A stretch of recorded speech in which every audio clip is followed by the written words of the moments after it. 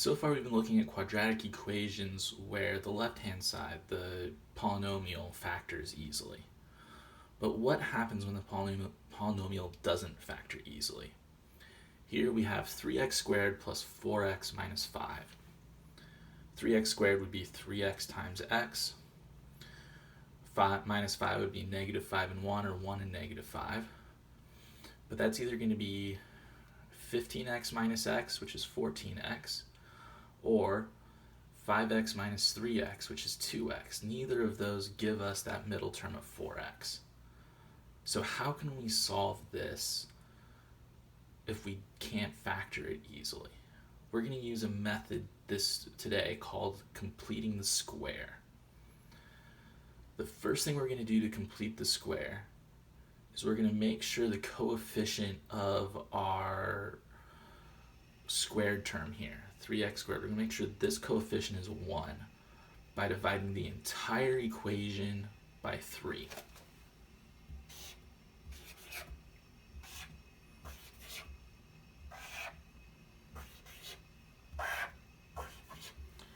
Three x squared divided by 3 is x squared.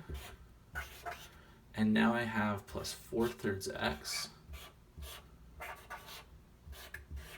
minus 5/3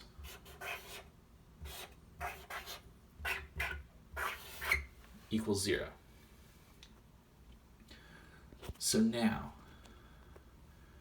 when I know that, the first thing I'm going to do is I'm going to make it some kind of squared number. So I'm going to say something squared over here. We're going to say x plus something squared minus blank equals 0.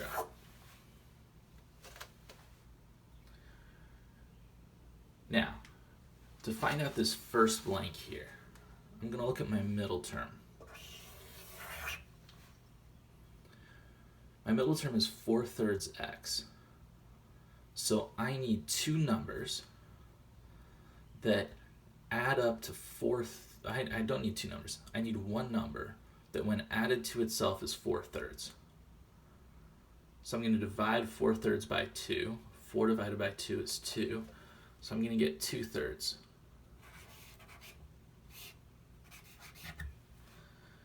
So we have x plus 2/3 squared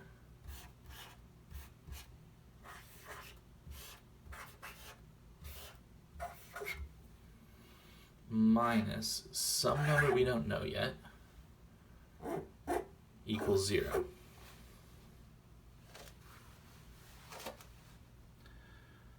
So now, let's look at our final term.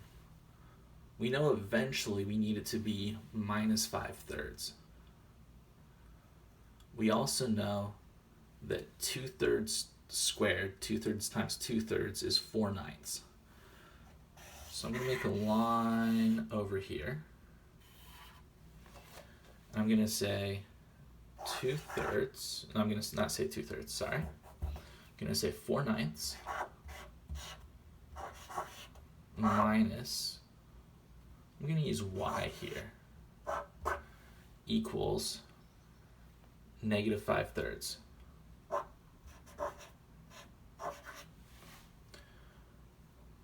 Right there. When I subtract 4/9 from both sides, I get negative y equals negative 5/3 minus 4/9, which is the same as negative 15/9 minus 4/9, which is the same as negative 19/9. So, over here, to keep this side of the equation the same, I need to make this x plus 2/3 squared minus 19/9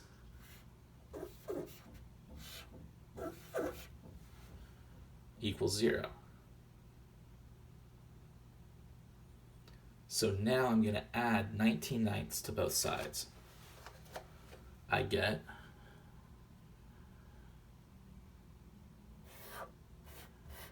x plus 2/3 squared equals 19/9. Now I can take the square root of both sides. So I get x plus 2/3 equals plus or minus. This plus or minus is absolutely essential here. The square root of 19/9, or plus or minus the square root of 19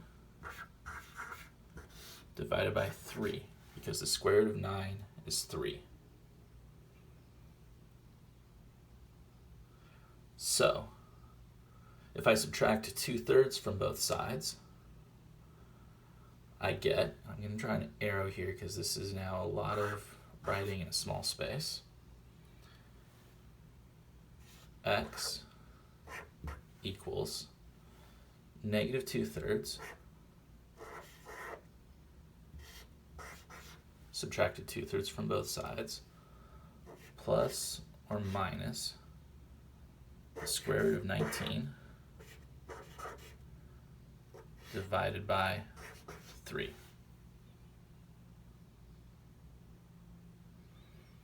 We're going to do another example because I know this is difficult.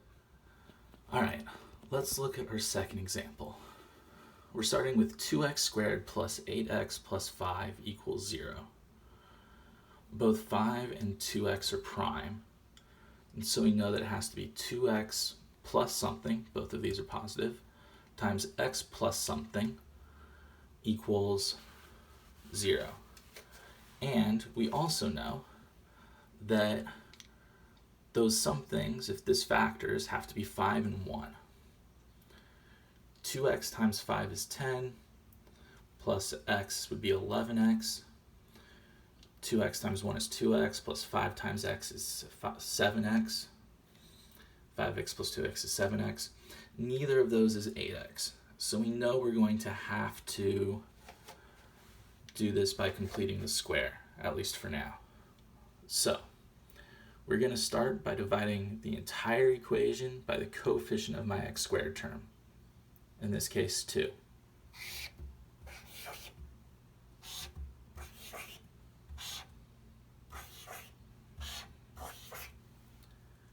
2x squared divided by 2 is x squared. 8x divided by 2 is 4x. And 5 divided by 2 is, we're just going to call it 5/2. We could also call it 2.5 or 2.5. For right now, we're just going to leave it in fractional form. So now, we know that in our squared function, we're going to have x times itself plus something. We're going to have x plus something times itself. So we're going to look back at our middle term here. Our middle term is 4x. Half of 4 is 2. So we know this is going to be x plus 2 squared plus or minus something equals 0. So now we have to find out what that plus or minus something is. And we're going to start by saying if we did x plus 2 times x plus 2, we'd have x squared plus 4x plus 4. And so we know 4 plus some constant k. I've been using y, let's use k right now. That way we know it's a constant. Is 5/2. So now let's solve for k. We're going to subtract 4 from both sides. And we're going to get k is 5 halves minus 4. That's 4 over 1, or 8 halves. So K is 5 halves minus 8 halves. 5 minus 8 is negative 3, so K is negative 3 over 2. So when we plug that in over here, x plus 2 to the second power minus 3 halves equals 0. That's the same as saying x squared plus 4x plus 5 halves equals 0. So now,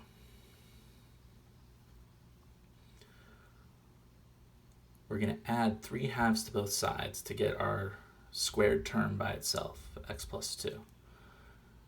So we're going to say plus 3 halves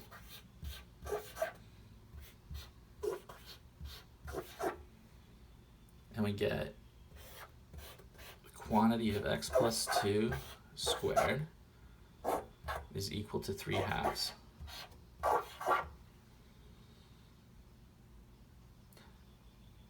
So now we're going to take the square root of both sides. Square root of x plus 2 squared is x plus 2, because the square root of anything squared is that thing. And as always, it has to be plus or minus. It's absolutely essential we include the plus or minus here. The square root of 3 over 2. In my last example, I was able to take the square root of 9, say that was 3, and make the square root only in the numerator. Here, because the square root of 2 is itself an irrational number, I'm going to leave it exactly the way it is, plus or minus the square root of 3 over 2. I'm going to subtract 2 from both sides to get x by itself. We're going to end up with x equals negative 2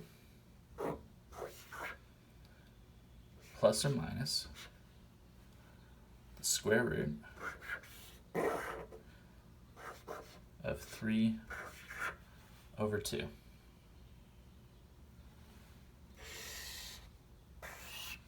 And on a calculator, you can calculate that. Without a calculator, I'm just going to leave it like that.